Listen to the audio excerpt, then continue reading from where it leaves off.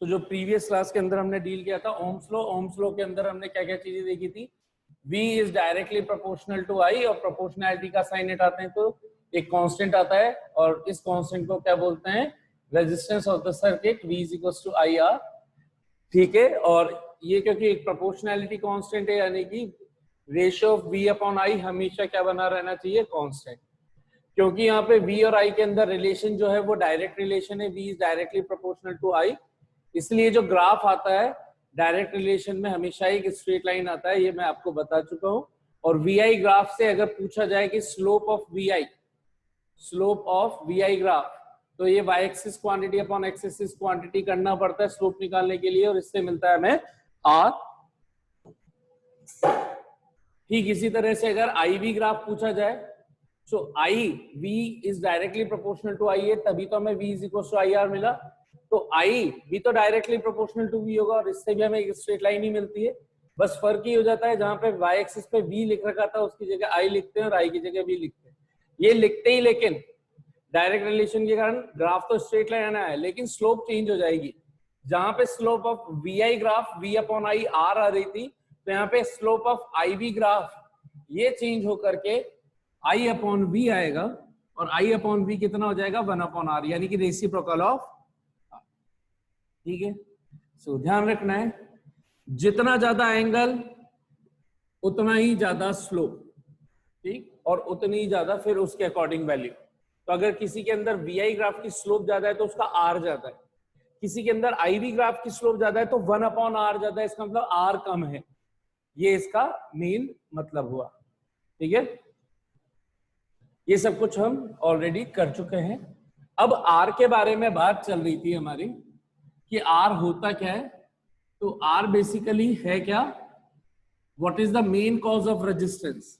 सो resistance का main cause है क्या, number of collisions among all the electrons present inside a conductor which constitute the electric current or which produces the electric current। तो जब electrons किसी भी conductor के अंदर मिलियंस ऑफ फ्री इलेक्ट्रॉन्स पाए जाते हैं, शो करने के लिए थोड़े बहुत ही दिखाए जा रहे हैं, कोई सा भी कंडक्टिंग मटेरियल हो, चाहे वो आयरन हो, कॉपर हो, सिल्वर हो, कोई सा भी XYZ कंडक्टिंग मटेरियल हो, all metals, all conducting materials possesses lot of free electrons। और जब तक इनके एंड पॉइंट्स, जिनको हम टर्मिनल्स बोलते हैं, ये एंड पॉइंट्स, इनको किसी बैटरी के टर्मिनल से कनेक्ट ना करें, तब तक ये सभी electrons here and there random motion के अंदर मूव करते रहते हैं। कोई यहां जा रहा है, कोई यहां जा रहा है, कोई यहां जा रहा है, किसी भी तरीके से अपने अकॉर्डिंग कैसी भी मोशन करते रहते हैं। सो सभी की सभी मोशन, लेकिन फाइनली सबकी मोशन कुछ इस तरीके की होती है कि वो एक दूसरे को कैंसिल आउट कर देती है, और नेट करंट हर एक इलेक्ट्रॉन के कारण कुछ ना कुछ प्रोड्यूस होगी करंट। क्यों होगी, क्योंकि हर एक इलेक्ट्रॉन अपने आप में क्या है, चार्ज, और हम बोलते हैं कि the rate of flow of charge is called electric current. तो इसका मतलब ये हुआ कि हर एक इलेक्ट्रॉन जब भी मूव कर रहा होगा तो वो कोई ना कोई करंट प्रोड्यूस कर रहा होगा। तो यहाँ पर लेकिन जब तक रैंडम मोशन होगी, तो ये रैंडम मोशन किस वजह से आ रही होगी, इलेक्ट्रॉन के रिपल्शन के कारण। तो आप खुद सोचो, अगर केवल 2 इलेक्ट्रॉन्स ही होते तो ये दोनों पास होते, तो ये इधर जाता तो 100% इसके अपोजिट डायरेक्शन में जाता। इसका मतलब इसके कारण अगर करंट इधर प्रोड्यूस हो रही है तो इसके कारण बिल्कुल इधर हुई, और दोनों क्योंकि एक एक इलेक्ट्रॉन के कारण है तो एक दूसरे को कैंसिल कर देंगे। तो ऐसे यहाँ पे 2 इलेक्ट्रॉन ना होकर के कई सारे इलेक्ट्रॉन, तो अब जो इलेक्ट्रॉन इससे रिपेल होकर इधर गया, इधर, तो इसके पास में हो सकता है कोई दूसरा हो जो ऐसे रखा हुआ, तो इसके कारण इसकी डायरेक्शन ऐसे चेंज हो गई। फिर वहां कोई तीसरा रखा हो जिसके कारण डायरेक्शन चेंज होगी, बाकी इनकी भी डायरेक्शन कोई चेंज हो गई। इसका मतलब ये रैंडम मोशन इस तरह से होगी कि हर एक इलेक्ट्रॉन के कारण जब आप करंट फाइंड करते हुए जाएंगे, सो नेट करंट जब आप ऐड करना चालू करेंगे तो कहीं ना कहीं कोई ना कोई एक दूसरे को कैंसिल आउट करता हुआ चला जाएगा, and that time the net current from the whole conductor because of all the electrons, ठीक है, वो क्या हो जाएगी, 0। लेकिन जैसे ही हम यहां पर एक बैटरी लगा देते हैं,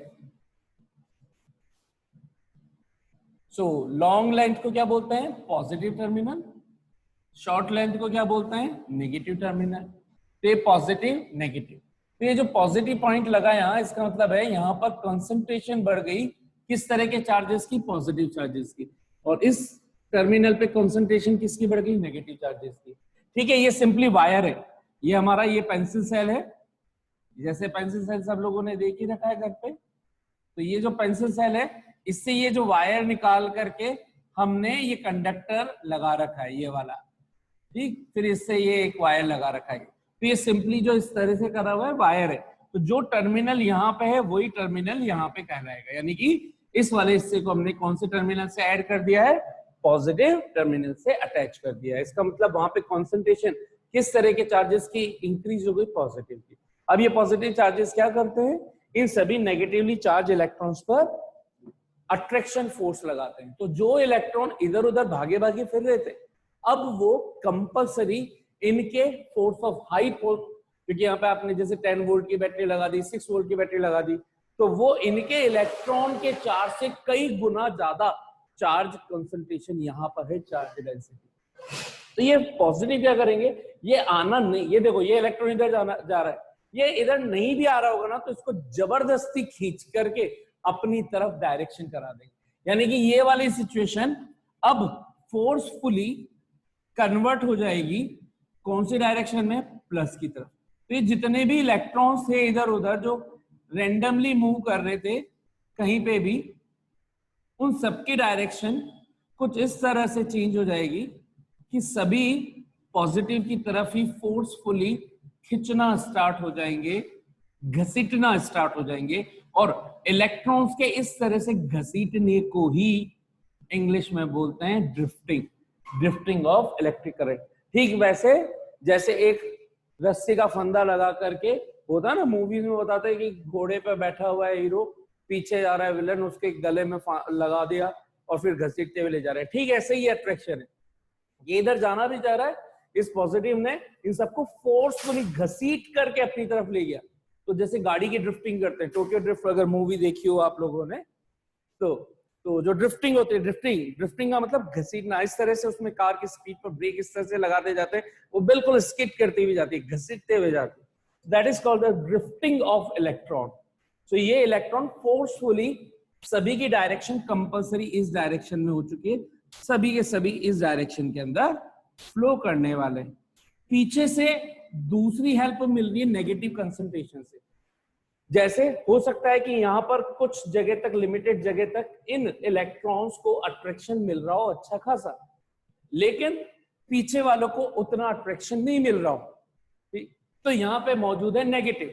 वो नेगेटिव क्या करेंगे? जो इधर आ रहे होंगे इनके फिर से धक्का मारेंगे और किधर फोर्सफुली इनकी डायरेक्शन करेंगे। यानी कि दोनों तरफ टीचर मौजूद है एग्जाम के अंदर, आगे भी एग्जामिनर बैठा हुआ है, पीछे भी एग्जामिनर बैठा है। अगर आपने इधर पीछे गर्दन घुमाई तो इधर से पीछे से ये टिकाएगा, आगे से ये टिकाएगा। सबको कंपलसरी एक ही डायरेक्शन में अपना फेस रखना पड़ेगा और सबको अब इस अट्रैक्शन और इस यहाँ पे इलेक्ट्रॉनिक रिपल्शन के कारण, इस नेगेटिव रिपल्शन के कारण सभी इलेक्ट्रॉन को इधर मूव करना पड़ेगा। तो इधर पीछे से इलेक्ट्रॉन की भी डायरेक्शन इधर होगी। इसका मतलब इनसाइड अ मेटल इलेक्ट्रॉन्स का फ्लो हुआ इधर, लेकिन हुआ क्या था कि जो इलेक्ट्रॉन जिस डायरेक्शन में फ्लो हो रहे हैं, this is the direction of flow of electron, direction of flow of electron.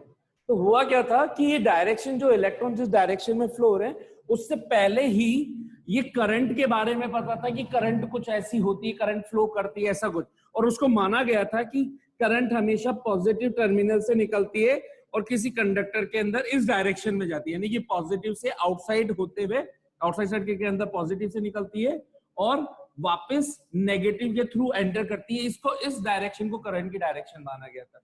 अब दिक्कत ये हो गई कि जब इलेक्ट्रॉन्स की डिस्कवरी हुई तो पता चला कि यार direction of flow of current, ये वाली डायरेक्शन किसको रिप्रेजेंट कर रही है? आई को, यानी कि direction of flow of current, direction of flow of electric current. तो पता चला कि यार ये जो direction of flow of electric current यानी आई की डायरेक्शन, ये तो इलेक्ट्रॉन के फ्लो की डायरेक्शन की अपोजिट डायरेक्शन में, तो उससे सारी दिक्कत होगी कि यार ये पता चला कि जो मेन चार्जेस जो फ्लो हो रहे हैं, जो इलेक्ट्रिसिटी प्रोड्यूस कर रहे हैं, वो तो इलेक्ट्रॉन्स है। कोई कहे तो सर की चार्ज प्रोटॉन भी तो हो सकता है, बिल्कुल हो सकता है, लेकिन प्रोटॉन पाए कहां जाते हैं? Where they exist inside the nucleus. Nucleus क्या है? जो सबसे इनर मोस्ट स्पेस है जिसके अंदर neutrons and protons are residing. Atom का सबसे सेंटर वाला पोर्शन जिसपे जिसका पूरा मास कॉन्सेंट्रेटेड। तो आप सोचो कि एटम के चारों तरफ अलग अलग ऑर्बिट्स है जिसमें इलेक्ट्रॉन्स रह रहे हैं। ये जैसे फर्स्ट ऑर्बिट, फिर सेकंड ऑर्बिट, फिर थर्ड ऑर्बिट। जो लास्ट का ऑर्बिट होता है उसके अंदर जो इलेक्ट्रॉन होते हैं वो वैलेंस इलेक्ट्रॉन्स कहलाते हैं। और वैलेंस इलेक्ट्रॉन्स में से भी जिनकी टेंडेंसी अपने कॉन्स्टिट्यूएंट एटम को छोड़ने की होती है ताकि वो एटम नोबल गैस कॉन्फिगरेशन को अचीव कर सके, 2-8 या 2-8-8 या 2 वाली सिचुएशन में आ सके, noble gas configuration, helium, neon, organ, krypton, ये वाली कॉन्फिगरेशन अटेंड कर सके, उसमें आ सके, जिनकी टेंडेंसी होगी जिसमें इलेक्ट्रॉन एक्स्ट्रा फालतू पड़ा हो 1, 2, 3, तो वही वैलेंस इलेक्ट्रॉन्स इसमें से निकलेंगे।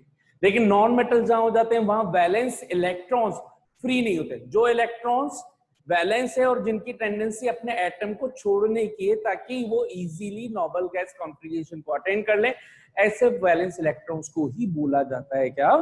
Free electrons. लेकिन जो इलेक्ट्रॉन्स जैसे नॉन मेटल्स, उसके अंदर क्लोरीन एटॉमिक नंबर 17, 287, उसकी टेंडेंसी 288 बनाने की, तो उसको एक इलेक्ट्रॉन मिल जाए ज्यादा आसान वो है, बजाय 7 इलेक्ट्रॉन छोड़ करके वो 28 बनाए। क्लोरीन के एटॉमिक नंबर 17, कॉन्फ़िगरेशन 287, तो या तो ये एक इलेक्ट्रॉन ले ले यहां से, या फिर ये 7 इलेक्ट्रॉन्स दे दे। तो ज्यादा टफ इसके लिए क्या होगा? 7 इलेक्ट्रॉन्स देना। ज्यादा इजी क्या? एक इलेक्ट्रॉन मिल जाए और वो 288 बन जाए। तो इसके वैलेंस, ये जो 7 इलेक्ट्रॉन्स जो 287, यहाँ पे 7 इलेक्ट्रॉन्स अज्यूम करो लास्ट में, तो ये 7 के 7 कहला रहे हैं वैलेंस इलेक्ट्रॉन। लेकिन ये फ्री नहीं है क्योंकि इनकी टेंडेंसी इलेक्ट्रॉन लेने की। लेकिन उसी की जगह अगर सोडियम देखा हमने तो इसका एटॉमिक नंबर 11, 281। ये चाहता है कि या तो 28 बन जाऊं या 288 बनूं। 288 बनने के लिए 7 इलेक्ट्रॉन लेने और 28 बनने के लिए 1 इलेक्ट्रॉन देना है। ज्यादा आसान 1 इलेक्ट्रॉन को छोड़ना है कि जा भाई तू यहां से हमारे पास से, तो 28 बन जाएगा। तो इसकी टेंडेंसी है 1 इलेक्ट्रॉन रिलीज करने की। इसमें मानो 2, 8 और लास्ट के अंदर ये जो है 1 इलेक्ट्रॉन। इसकी टेंडेंसी क्या है? इस सोडियम के एटम को छोड़ने की। जिसकी टेंडेंसी छोड़ने की है उसी को बोलते हैं फ्री इलेक्ट्रॉन्स। ठीक, तो ये जो इलेक्ट्रॉन्स दिख रहे हैं ये आप ये माने कि जैसे each electron is obtain from, अगर सोडियम की बात करें तो हर एक सोडियम एटम ने अपना एक एक फ्री इलेक्ट्रॉन यहाँ पे दे रखा है। फ्री इलेक्ट्रॉन ही कॉन्स्टिट्यूएंट करते हैं। तो किसी ने कहा कि आप प्रोटॉन क्यों नहीं कर सकते? तो प्रोटॉन के लिए तो पहले मुझे इसको निकालना पड़ेगा, फिर इसके इनर वालों को और निकालना पड़ेगा, फिर इनर वालों को और निकालना पड़ेगा। क्या मैं एटम को ब्रेक नहीं करता जा रहा हूं? इलेक्ट्रॉन निकालने का मतलब एटम का पूरा एग्जिस्टेंस खत्म करता जा रहा हूं। जब वहां पहुंचूंगा और उससे निकालूंगा तो एटम फट जाएगा, atom bomb. That much high amount of energy is required. So in general inside the atom from the nucleus, protons cannot be achievable, cannot flow, although they are having the positive charge. What is their main work? ताकि वो electrons वगैरह की अपने चारों तरफ circular path में उनको orbit के अंदर मोशन प्रोवाइड कर सके, नेसेसरी सेंट्रीपिटल फोर्स प्रोवाइड कर सके। वो क्या होता है वो अभी बात का टॉपिक है। हालांकि तो मेन कॉन्सेप्ट ये था कि आपको ये पता होना चाहिए प्रोटॉन क्यों नहीं निकाल सकते। प्रोटॉन को निकालने के लिए, हर एक इलेक्ट्रॉन को निकालने के लिए एक मिनिमम एनर्जी देनी पड़ती है एक्सटर्नली। तो अगर ये सोडियम भी था ना, इसकी टेंडेंसी थी कि इलेक्ट्रॉन ले लो, लेकिन ऐसा भी नहीं है कि ये तो ऐसा बैठा हुआ है कि यार ये इलेक्ट्रॉन परेशान कर रहा है, ये हटाओ, ये फेंक दिया मैंने अपने पास से। नहीं, जब तक कोई आके कहेगा नहीं कि मैं इसको थोड़ी सी एनर्जी देता हूं, अब दे दो, तभी देगा वो। यानी कि एक इलेक्ट्रॉन को निकालने के लिए भी आपको कुछ ना कुछ एनर्जी देनी पड़ेगी। तो सभी इलेक्ट्रॉन्स को निकालने के लिए तो एक इलेक्ट्रॉन दे करके तो साधु बाबा बन गया। इसके बाद अगर आपको बाकी के इलेक्ट्रॉन्स निकालने, तो फिर तो आपको बहुत बहुत नोबल गैस कॉन्फ़िगरेशन को तोड़ना, मतलब वो तो चाहता भैया मैं हर तरह से सेटिस्फाई हूँ, मुझे जो जिंदगी में चाहिए था परमात्मा सब मिल गया, अब मुझे ना किसी से कुछ लेना है ना किसी को देना है, और उसको तुम तोड़ना चाहोगे तो वो नहीं टूटेगा। और तोड़ने के लिए high amount of energy is required, that's why it's not possible to take the protons inside the nucleus. So that's why we can't flow the protons for electricity purposes. जो मेन कॉन्सेप्ट है कि proton क्यों नहीं हो रहे, ठीक।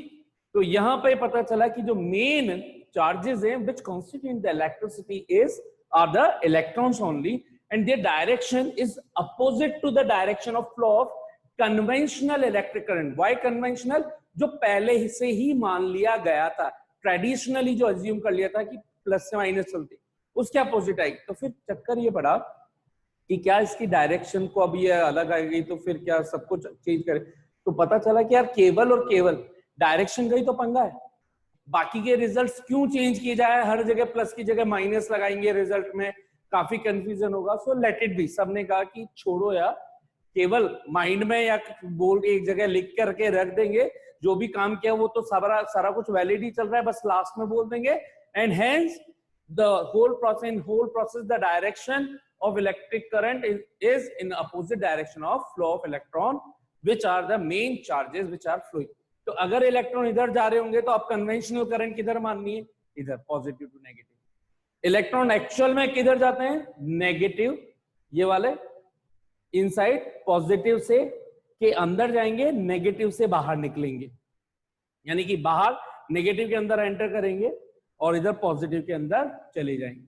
Electric current क्या बोल रहे हैं, पॉजिटिव से बाहर निकल रही है और नेगेटिव में एंटर कर रही है।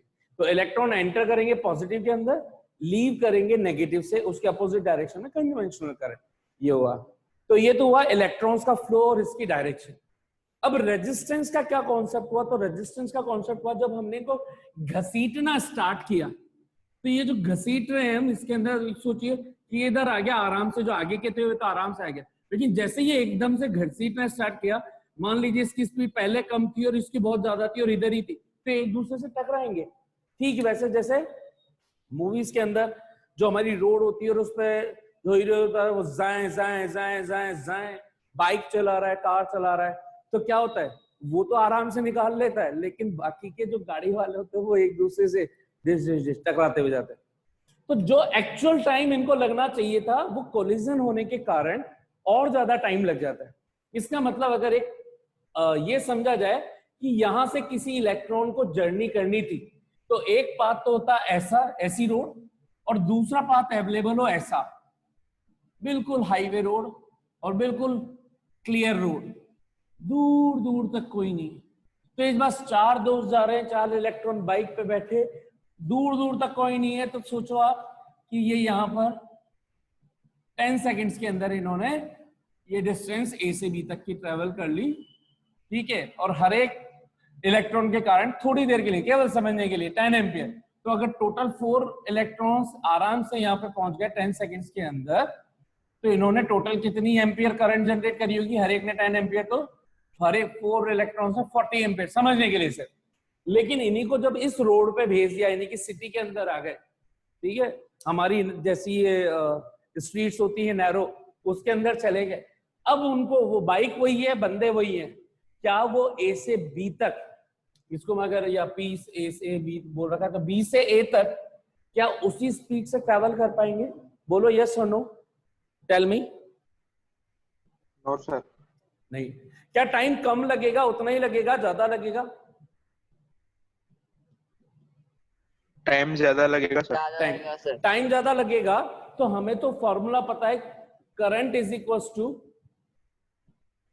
Charge flowing per unit time. अब ये नहीं चार्ज की अगर बात कर रहे हैं तो चार्ज तो हो गया फिक्स, 4 उनकी कंसीडर कर रहे हैं, लेकिन बीच बीच में और है, तो क्या टाइम ज्यादा लग गया? क्या टाइम ज्यादा लग गया? यस। अगर टाइम ज्यादा तो इलेक्ट्रिक करंट कम हो गई या ज्यादा हो गई? सर ज्यादा।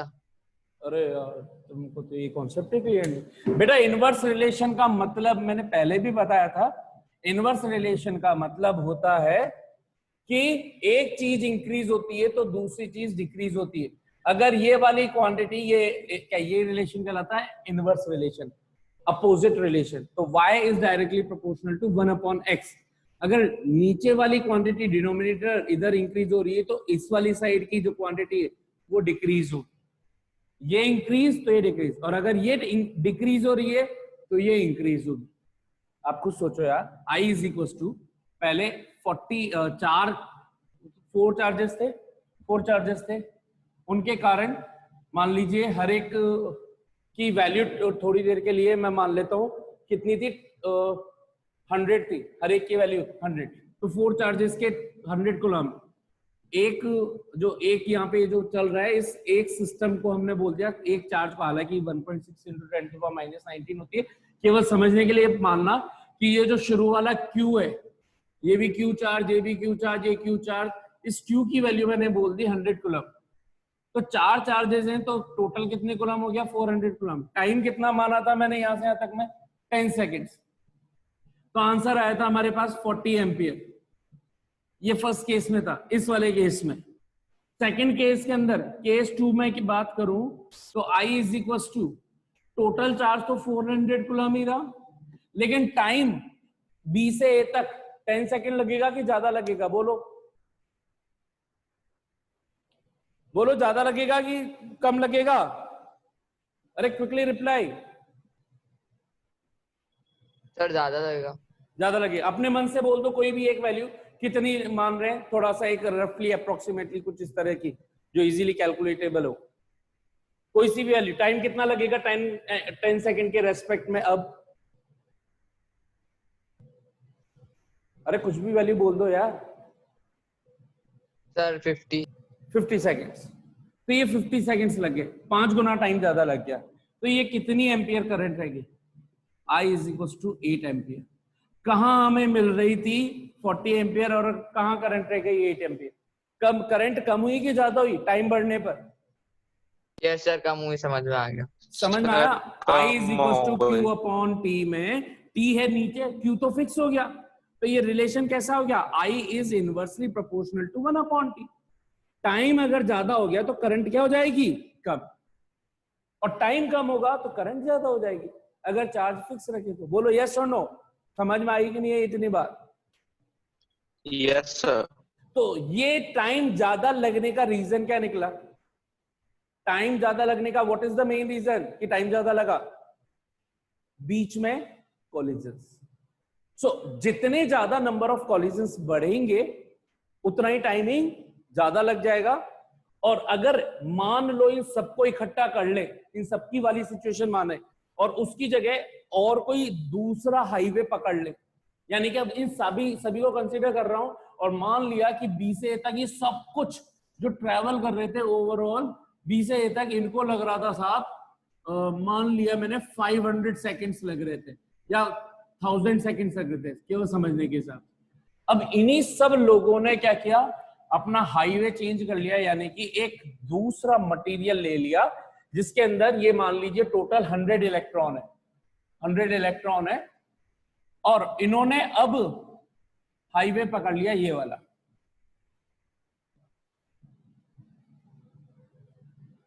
लेंथ इतनी की इतनी है, थोड़ी जगह के कारण, कमी के कारण मैं इधर बना रहा हूं, ठीक है। अब आप खुद सोचो, या थोड़ा इसको बना ही देता हूं, इसको इधर हटा देते हैं, यहां बना देते हैं।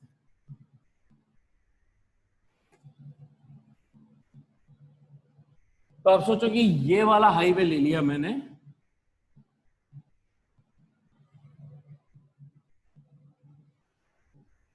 अब लेंथ भी वो की हुई है, लेकिन अब इलेक्ट्रॉन वो के, अब क्या इलेक्ट्रॉन के पास फ्लो करने के लिए काफी स्पेस है क्या? यस और नो? क्विकली वही 100 इलेक्ट्रॉन, क्या इनको क्या इनको सेम लेंथ के अंदर, एक तो लेंथ ये होती और एक लेंथ ये है, किस लेंथ के अंदर सेम लेंथ? दोनों की लेंथ आप मान लो कि ये 100 मीटर 100 मीटर मान लो, ये 100 मीटर है तो ये भी 100 मीटर है, लेकिन ये बहुत ज्यादा ब्रॉड रोड है, तो किसके अंदर आसानी से फ्लो होना स्टार्ट हो जाएगा? इस वाले में, ब्रॉड वाले, फर्स्ट वाले में कि सेकंड वाले? ब्रॉड वाली में। ब्रॉड वाली, सेकंड। सेकंड। टाइम इसमें कम लगेगा कि ज्यादा लगेगा सेम 100 इलेक्ट्रॉन्स को फ्लो होने में? तो 1000 सेकेंड ही लगेंगे, 1000 से कम लगेंगे, 1000 से ज्यादा लगेंगे इसमें? जल्दी जल्दी everyone answer me quickly, all of you. 1000 से कम या ज्यादा? कम कम सर 1000 से कम। कम लग गए। तो इसका मतलब इस रिलेशन को देखूं, I is inversely proportional to T, क्योंकि चार्ज तो इसमें भी 100 माना था, इसमें भी 100 माना था, तो इसके अंदर टाइम लगा कम, तो करंट क्या हो गई इसकी? ज्यादा हो गई। ऐसा क्यों हुआ? क्योंकि इनके बीच में ज्यादा। कोलिजन्स इसके कंपैरिजन में कम होंगे, दूर दूर पे। दूर है। तो इसका मतलब मैं क्या बोल दूं क्या कि करंट के फ्लो में बैरियर जो चीज आ जाए उसको क्या बोलेंगे? रेजिस्टेंस। रेजिस्टेंस का मीनिंग क्या है? What is the meaning, what is the main wording? Resist करना, रोकना।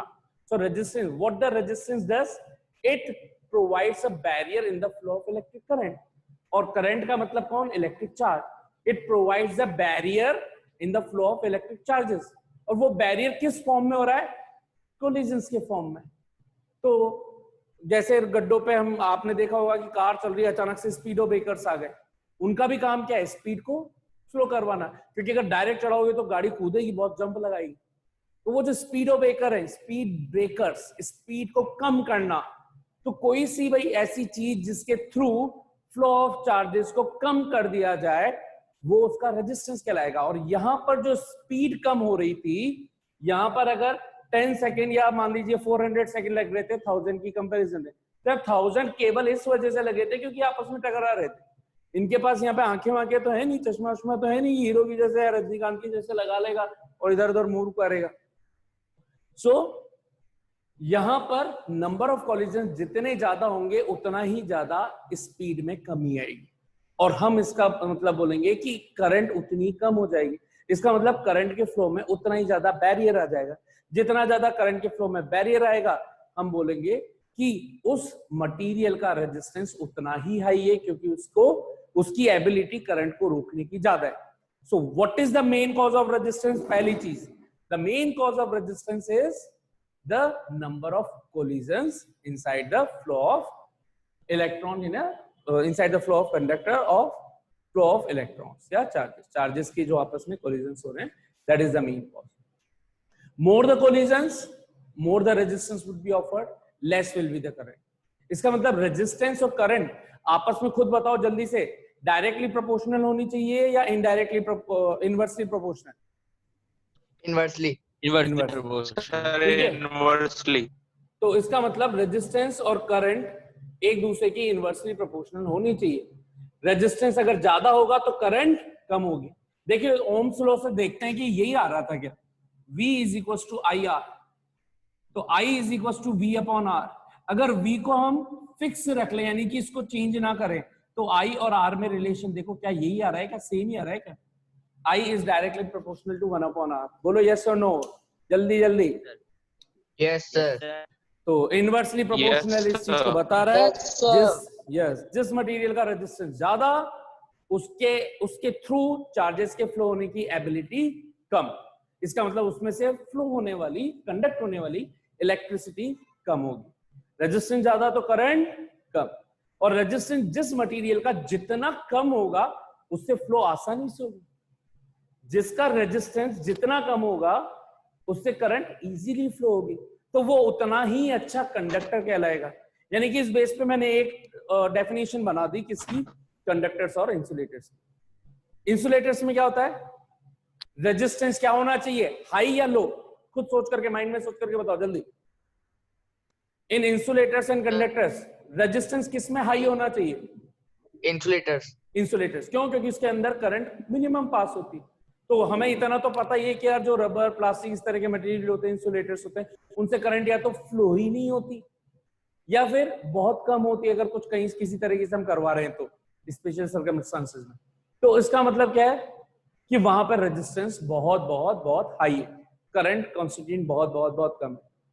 ठीक है, अब रेजिस्टेंस, इसका मतलब एक तो हो गया कॉस्ट, इस पे डिपेंड करना। दूसरी चीज, अगर नंबर ऑफ इलेक्ट्रॉन्स ही बहुत कम हो तो, जहां 100 इलेक्ट्रॉन लिए इसके अंदर, इसमें सिर्फ एक इलेक्ट्रॉन रह गया, तो एक इलेक्ट्रॉन कितनी करंट प्रोड्यूस कर देगा? खुद बताओ। अगर इतने बड़े रोड पर सिर्फ एक इलेक्ट्रॉन हो और यहाँ पे इसके कंपैरिजन में 100 हो, तो क्या करंट कम नहीं हो जाएगी? तो इसका मतलब दूसरा Yes, sir. फैक्टर किस पे डिपेंड करता है? नंबर ऑफ चार्जेस पर। ठीक है, I is equal to Q upon T में किस पे डिपेंड कर रहा है? Number of charge. तो ज्यादा चार्ज तो ज्यादा करंट, क्योंकि I is directly proportional to Q and I is inversely proportional to T। ज्यादा टाइम तो लेस करंट, ज्यादा चार्ज तो ज्यादा करंट, ये इसका मीनिंग है। ठीक है, सो इंसुलेटर्स के अंदर क्योंकि फ्री इलेक्ट्रॉन्स नहीं होते, नंबर ऑफ चार्ज ही बहुत कम होते, I is directly proportional to Q में Q जब बहुत कम होगा तो करंट भी कम हो जाएगी। अब उसमें यहां इतना बड़ा है लेकिन यार कर इलेक्ट्रॉन ही साले 2 है, तो ये कॉपर की मुकाबला कैसे करेगा? इसके अंदर 1000 और 10,000 है और उसके लिए रोड इतनी बड़ी कर रखी है, तो इसमें कंडक्शन आसानी से हो जाएगा। या कोलिजन्स हो भी रहे होंगे तो एक तो 1000 इलेक्ट्रॉन फ्लो कर रहे हैं और एक 2 इलेक्ट्रॉन ही फ्लो कर रहे हैं, भले ही बिना टकराए जाए, फिर भी यहाँ पे तो 1000 इलेक्ट्रॉन्स के कारण करंट तो ज्यादा ही आनी है। तो इसका मतलब अगर नंबर ऑफ चार्जेस कम है तो भी करंट कम होगी। लेकिन मेन कॉज ऑफ रेजिस्टेंस क्या है? Collision. Main cause of resistance inside the conductor is the number of collisions among the randomly flowing electrons or charges. Got it? How many of you understood this concept of resistance? ठीक है, तो next class के अंदर हम देखेंगे कि what are the factors on which the resistance will be depending. वैसे अगर एक कॉमन सेंस लगाओ तो क्या खुद बता सकते हो क्या? एरिया बड़ा हुआ, इसमें एरिया था ये, इसका ये एरिया बड़ा कर दिया, तो बताओ करंट किसमें ज्यादा किसमें कम? सेम इलेक्ट्रॉन्स रखें तो ज्यादा एरिया में करंट ज्यादा या कम? सर ज्यादा एरिया में करंट ज्यादा और कम एरिया में करंट कम। तो इसका मतलब मैं आई डायरेक्टली प्रोपोर्शनल टू ए बोल दूं क्या? एरिया ज्यादा तो करंट भी ज्यादा, एरिया कम तो करंट भी कम। Yes sir. ठीक है, और हमें पता है आर तो आई के इनवर्सली प्रोपोर्शनल है, तो इसका मतलब जिसके अंदर एरिया ज्यादा उसका रेजिस्टेंस कम या ज्यादा? तो उसका रेजिस्टेंस कम कम कम। तो sir. एरिया ज्यादा कम। तो रेजिस्टेंस कम, तो इनवर्स रिलेशन आ गया। और लेंथ ज्यादा होगी तो टाइम कम लगेगा कि ज्यादा लगेगा फ्लो होने में? ज्यादा लगेगा। तो इसका मतलब ज्यादा टाइम लगेगा तो ज्यादा लेट पहुंचेंगे, ज्यादा लेट पहुंचेंगे तो कम करंट मिलेगी। इसका मतलब R is directly proportional to L बोल दूं क्या? लेंथ के directly proportional to L। Yes sir. Length ज्यादा, लेंथ अगर ज्यादा होगी Yes, तो sir. टाइम ज्यादा लगेगा, टाइम ज्यादा तो करंट कम, क्योंकि टाइम ज्यादा तो करंट